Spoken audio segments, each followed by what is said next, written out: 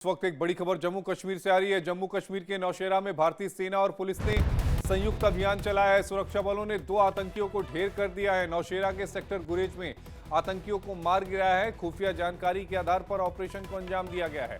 पहले आतंकवादियों ने अंधाधुंध गोलीबारी की, फिर सेना की जवाबी कार्रवाई में ये दोनों आतंकी मार गिराए गए हैं। इस वक्त की बड़ी खबर आपके टेलीविजन स्क्रीन पर। जम्मू कश्मीर में सुरक्षा बलों को एक बड़ी सफलता मिली है।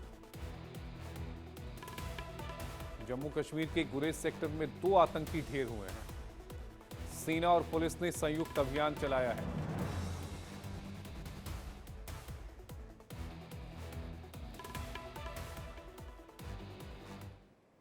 जम्मू कश्मीर के अवंतीपुरा में सुरक्षा बलों के आतंकियों के खिलाफ कार्रवाई की है। सुरक्षा बलों ने अवंतीपुरा के एक गांव से आतंकियों के सहयोगियों को गिरफ्तार किया है। तलाशी के दौरान गिरफ्तार सहयोगी के पास से हथियार और गोला बारूद बरामद हुआ है।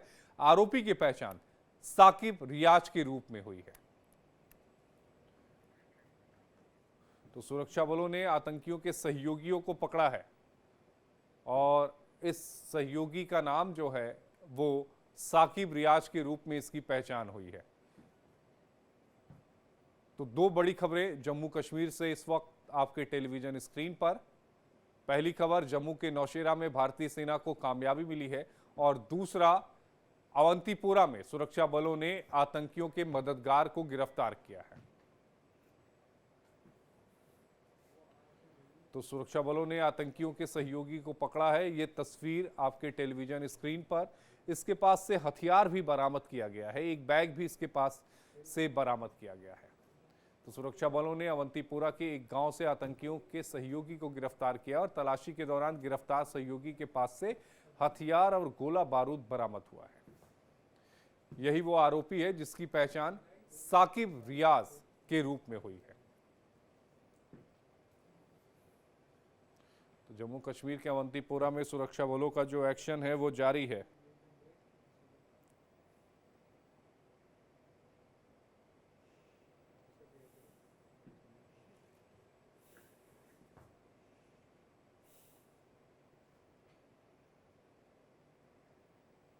और इसी खबर पर ज्यादा जानकारी के साथ हमारे सहयोगी रमन सैनी हमारे साथ लाइव जुड़ा है। रमन, एक बड़ी कामयाबी जम्मू कश्मीर के अवंतीपुरा में सुरक्षा बलों ने जो इस आतंकी के सहयोगी को गिरफ्तार किया है जिसकी पहचान साकिब रियाज के रूप में हुई है। जो तस्वीरें हम दिखा रहे हैं, जो आपने हम तक भेजी और हम दर्शकों को दिखा रहे हैं, उन तस्वीरों में एक बैग और एक जो पिस्टल है वो भी नजर आ रही है। जरा अब आप इस पूरी खबर पर विस्तार से बताइएगा। तो देखिए, साकिब रजीब की अगर हम बात करें, जिसे कल सुरक्षा एजेंसियों ने अवंतीपुरा के इलाके से पकड़ा है। दरअसल वहां पर एक स्पेशल नाका जो है वो ज्वाइंट लगाया गया था, ज्वाइंट सिक्योरिटी फोर्सेस की तरफ से, जिसमें जम्मू कश्मीर पुलिस, सीआरपीएफ और भारतीय सेना की एक टुकड़ी जो है वो वहां पर लगी हुई थी। और जब ये साकिब जो है उस ज्वाइंट नाके के पास पहुंचता है और सुरक्षा नाके को देखकर थोड़ा घबरा जाता है और इसकी घबराहट को देखकर सुरक्षा कर्मियों को कहीं ना कहीं इस पर शक होता है और उसकी आधार पर जब इससे पूछताछ की जाती है, जांच ली जाती है, तो इसके बैग से जो है वो एक पिस्टल जो है वो बरामद की जाती है। जब पिस्टल बरामद होती है तो निश्चित रूप में यूएपीए का मामला जो है वो अपने आप में बन जाता है। तो उसी मामले के तहत में इसकी गिरफ्तारी की जाती है और अब उससे जो है आगे की पूछताछ की जा रही है कि आखिर किस किस आतंकियों के साथ इसके संपर्क में है, किस संगठन के लिए काम कर रहा है। हमारे पास जो जानकारी है, टीआरएफ के लिए ये साकिब जो है वो लगातार टीआरएफ के आतंकी जो लश्कर तोयबा का ही एक ऑफशूट है उसके साथ जुड़ा हुआ था और कश्मीर घाटी में कई तरह की आतंकी गतिविधियों को अंजाम देने में आतंकवादियों की मदद करता हुआ आ रहा था। तो इसी बात को लेकर जो जम्मू कश्मीर के अंदर पिछले 5-6 सालों से लगातार एंटी टेरर ऑपरेशन चलाए जा रहे हैं, इन ऑपरेशंस के अंदर जो है वो चाहे एक्टिव आतंकी हो या फिर ओजीडब्ल्यूज, ओवरग्राउंड वर्कर्स के रूप में जो आतंकियों को लॉजिस्टिक सपोर्ट मुहैया करवाते हैं या किसी न किसी तरीके से उनको जो इंफॉर्मेशन मुहैया करवाते हैं, सुरक्षा कर्मियों की जो मूवमेंट्स होती है उसके बारे में, या उनके आर्म्स एम्यूनिशन को ट्रांसपोर्ट करना हो एक जगह से दूसरी जगह को लेकर। तो ये सारे काम जो है वो OGW के माध्यम से वहां पर किए जा रहे हैं। अब साकिब के साथ जो है वो पूछताछ की जा रही है, ज्वाइंट इंटेरोगेशन उसका किया जा रहा है और ये पता लगाने की कोशिश की जा रही है कि TRF का कौन सा आतंकी है जिसके दिशा निर्देश पर वो काम कर रहा था, और पाकिस्तान से अगर उसको जो है वो मैसेज आते थे तो किस एप्लीकेशन के थ्रू वो मैसेज रिसीव होता था और वो फिर मैसेज आगे किस तरीके से फॉरवर्ड होता था। क्योंकि अब कहीं ना कहीं पाकिस्तान में जो ISI है या फिर जो आतंकी हैंडलर्स हैं वो अपने आप को ये बताने के लिए ये जाहिर ना हो कि वो पाकिस्तान से लगातार ऑपरेट हो रहा है, आतंकवाद जो जम्मू कश्मीर में चल रहा है उसके लिए कई चैनल्स का इस्तेमाल जो है उनकी तरफ से किया जा रहा है, कई चाइनीज बेस्ड एप्लीकेशंस का इस्तेमाल किया जा रहा है जो कहीं ना कहीं अनक्रप्टेड होती हैं, इनक्रप्टेड होती हैं, और उसके माध्यम से ये ना उजागर हो कि पाकिस्तान के धरती का इस्तेमाल जो है वो भारत में आतंकवाद को फैलाने के लिए किया जा रहा है। तो जिस एप्लीकेशन से लगातार बातचीत हो रही थी उस एप्लीकेशन को भी जो इनक्रिप्टेड है उसको जांच की जा रही है, पता लगाने की कोशिश की जा रही है, और सबसे बड़ा खुलासा ये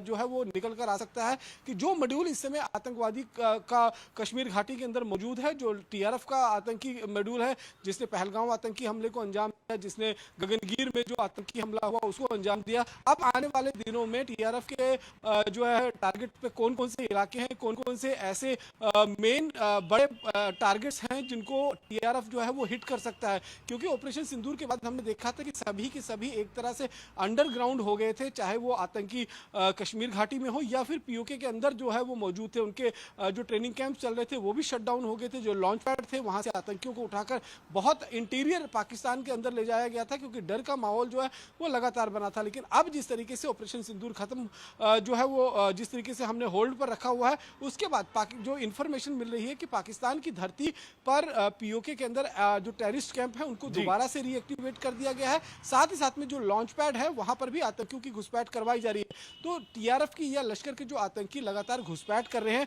किन किन रास्तों का इस्तेमाल कर रहे हैं, कहां कहां से आतंकी आ रहे हैं और उनको रुकने के लिए कश्मीर घाटी में कौन कौन से OGWs के नेटवर्क का इस्तेमाल हो रहा है। तो साकिब से ये सारी चीजें जो है वो पूछने की कोशिश की जा रही है, ये खुलासा करने की कोशिश हो रही है कि आखिरकार किन मॉड्यूल्स का इस्तेमाल करते हुए कश्मीर को दहलाने की एक बार फिर नापाक साजिश जो है वो रची जा रही है। रमन, जो साकिब है उसकी उम्र बहुत कम लग रही है, ये 25 के अंडर ही मुझे तस्वीरों में नजर आ रहा है। क्या साकिब के साथ इसी हम उम्र के कई और नौजवान इसमें शामिल हो सकते हैं? क्या इस दिशा में भी जो है जांच एजेंसियां काम करेंगी? और दूसरा, फंडिंग कैसे आती थी? साकिब फ्री में तो कोई काम करेगा नहीं, फंडिंग कहीं से तो आती हो, उस मॉड्यूल को भी यहां पर तलाशने की कोशिश करेगी। देखिए आशीष, अगर हम पिछले कुछ घटनाओं को हम कश्मीर घाटी में देखें, जो आतंकी लोकल TRF के मारे भी गए हैं उनकी उम्र अगर आप देखेंगे तो 17 से 25 साल के बीच में ही है। इसीलिए अब ये कहा जा रहा है कि कम उम्र के नौजवानों को, जो बेरोजगार हैं, उनको पाकिस्तान एक बार फिर वहां पर यूज करने की कोशिश कर रहा है कश्मीर घाटी में, ताकि उन्हें आतंक के रास्ते पर आगे ले जाकर कश्मीर घाटी में जो है वो आतंकी घटनाओं को अंजाम दिया जाए। इसके पीछे पाकिस्तान के दो मकसद हैं, क्योंकि लगातार जब पाकिस्तानी आतंकियों का इस्तेमाल होता है, पाकिस्तान की धरती का इस्तेमाल होता है, तो भारत उस पर एकदम से पलटवार कर देता है। और जिस तरीके से ऑपरेशन सिंदूर के बाद देश के प्रधानमंत्री ने कह दिया है कि पाकिस्तान की तरफ से अगर कोई और दोबारा से टेरर एक्ट होता है तो उसे एक्ट ऑफ वॉर में माना जाएगा। तो ऐसे में पाकिस्तान ये कोशिश कर रहा है कि लोकल रिक्रूटमेंट किया जाए, यानी कि कश्मीर के जो लोकल युवा हैं उनका रिक्रूटमेंट कर कर उनको ही जम्मू कश्मीर के अंदर सिक्योरिटी फोर्सेस के लिए इस्तेमाल किया जाए, ताकि अगर वो मारे हैं या पकड़े जाते हैं तो पाकिस्तान अपना पलड़ा कम से कम झाड़ लेगा कि देखिए इसमें हमारा कोई रोल नहीं है, हम इसमें किसी तरीके से नहीं है, ये वहीं के जो लड़ाके हैं, वहीं के जो फ्रीडम फाइटर जिनको पाकिस्तान मानता है, जो यहाँ पर आतंकवादी के रूप में काम करते हैं, ये वहीं के लड़के हैं जो वहाँ पर आतंकवाद फैला रहे हैं। तो एक कोशिश तो पाकिस्तान की तरफ से ये हो रही है। दूसरी तरफ जहाँ तक फंडिंग की बात करें तो निश्चित रूप में फंडिंग जो है वो इस समय ISI की तरफ से ही हो रही है। और जब से क्रिप्टो करेंसी मार्केट में आई है तो ये फंडिंग बहुत आसान हो गई है। पहले हम देखते थे कि हवाला मनी का इस्तेमाल होता था, यानी कि पैसा पाकिस्तान से दुबई, दुबई से दूसरे देश में और फिर दूसरे देश से जम्मू कश्मीर तक पहुंचाया जाता था, यानी कि हवाला रूट जो था उसका इस्तेमाल होता था। लेकिन अब क्रिप्टो करेंसी के माध्यम से बहुत आसानी से फंडिंग जो है वो हो जाती है। महज आपको एक मैसेज, एक फिगर को इधर से एक फ़ोन से दूसरे फ़ोन पर भेजना होता है और उसके बारे में कोई ज़्यादा बहुत ज़्यादा कोई खुलासा हो जाएगा या कोई ऐसी चीज़ पकड़ी जाएगी तो उसका भी डर जो है वो बहुत कम है। इसीलिए पाकिस्तान को कहीं ना कहीं क्रिप्टो करेंसी का हब माना जाता है और जिस तरीके से लगातार क्रिप्टो करेंसी का इस्तेमाल कर कर अब जम्मू कश्मीर के अंदर आतंकी घटनाओं को अंजाम देने की कोशिश भी की जा रही है।